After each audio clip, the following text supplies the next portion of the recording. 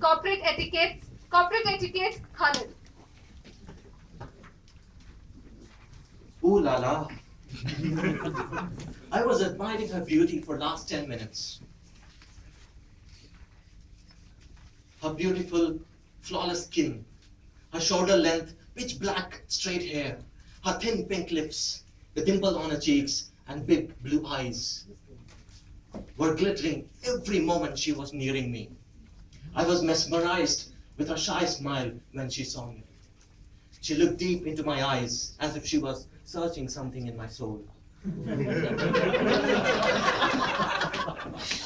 I sat back at my chair and I was completely out of the world looking at her incredible beauty. She came closer to me. A sudden flash of naughtiness appeared into her eyes. And then she whispered, blowing a fresh, minty air from her mouth. Khalid, why don't you go and wash your face?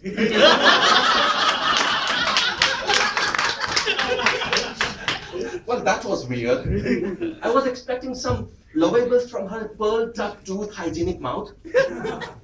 Khalid, go and wash your face. She uttered these unbelievable lines yet again. And before I could understand anything, I heard a round of laughter which burst around me. And slowly, her face started going away from me. I was terrified, not with the fact that she was going away, but with the fact that there were some people around me, looking at me and laughing at me. At the next moment, her face disappeared, and a few familiar faces appeared in front of me. I started recognizing them.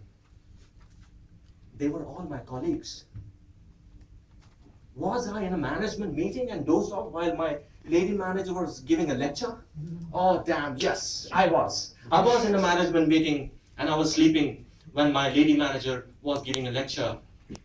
I stood up, apologized, giving dirty looks to my colleagues, so-called best friends in my office. I stepped outside the room.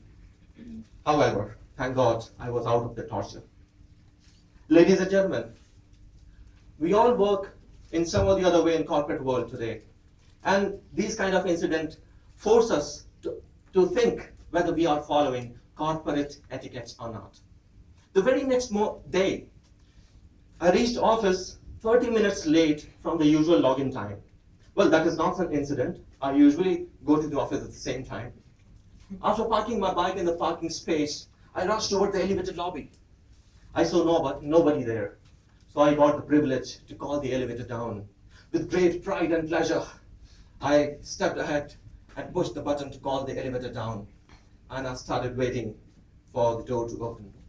And while this time, there were a few other employees, they gathered around me, and they also started waiting for the elevator, except one smart guy. Now you tell me, guys, if I'm standing in the elevator lobby and waiting for the elevator, doesn't it mean that I have already pushed the button? Is there any need for you to come and push the button again? Now this smart employee, he did the same thing. He stepped ahead, he pushed the button again. Maybe you want to tell me, dude, see, now how the elevator works. And to my disbelief, actually the elevator came that time. I cursed my fate and I started to get into the elevator. But this smart employee was so desperate to get into the elevator that he stood so close to the elevator door that his nose was almost touching the stainless steel. At the moment the elevator door opened, the 6 ladies inside, they screamed out of looking at this trespass. 2 of them were onshore clients and they were looking at this shameless creature as they have seen penguin in India.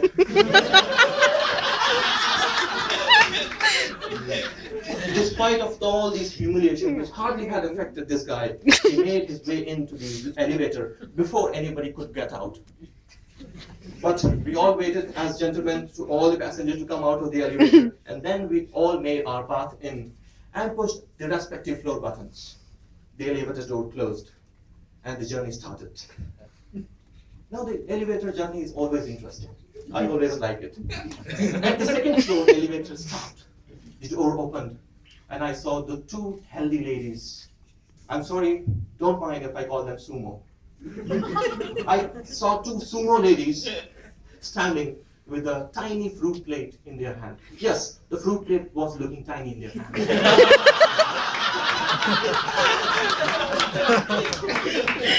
And they stepped into the elevator and the door closed. Now, as they say, bad habit die hard. I couldn't resist myself to follow their conversation. Now, one sumo lady started the conversation. You know what? My gym trainer had told me that I have put on few kilograms. Few kilograms? I thought this lady must have bad time in her mathematics because she hardly knew how many kilograms make a quintal.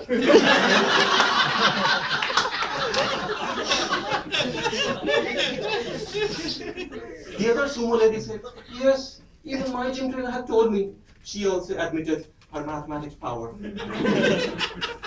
But the good news was that they were following their gym trainer's advice, and to shed out those few kilograms, they were hogging on the fruit plate full of mangoes. My wife has always told me that mango has the highest calorie out of all the fruit. But then I looked at their fruit plate again, and I was wrong. There were a few bananas as well. Now at the level 3, the elevator stopped, the door opened, and these sumo ladies get out. It was frustrating. Just for the one floor, they were using the elevator. Maybe their gym trainer had forgot to tell them to use the stairs whenever possible. But again, we waited for our level to come. But this smart employee, again, he prepared himself to get out of the elevator, as desperate he was to get in. And he touched his nose to the stainless steel again.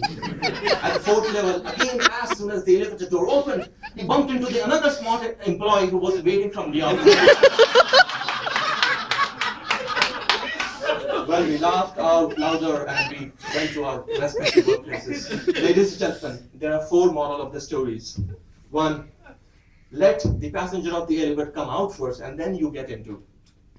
2nd, just for the one floor, do not use the elevator. Believe me, it doesn't irritate more than this anybody, unless it is a medical agency. 3rd, never sleep in the management meeting, no matter how boring it is. Pretend to be attentive and feel interested. And 4th, last but not the least, bananas and mango never help you lose weight.